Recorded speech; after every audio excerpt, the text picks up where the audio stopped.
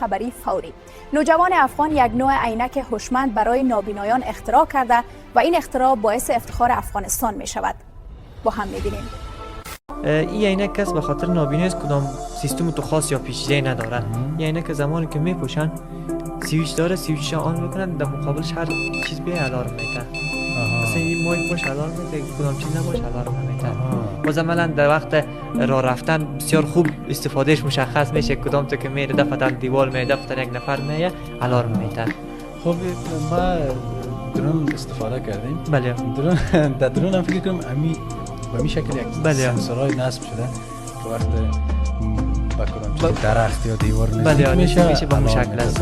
بله. فعلا کس دیگه ای به شکل ساده ایش است. باز ان شاء الله در آینده خیلی زیاد اپدیت‌ها و تغییرات زیاد است که ان شاء الله روی ازی میارم. فعلا به شکل یعنی میشه که از عصا یا از شخصی که بالوی نفر میباشه خوبتر باشه میگم. ان شاء الله بازم تمام میشه. و چقدر زمان بود ساخت از این؟ ساخت ازی تقریبا 2-3 ماه زمان برد، به خاطر که ما وقت متعلم مکتب بودم صنف 2-3 ماه، یعنی بسیار وقت کم از من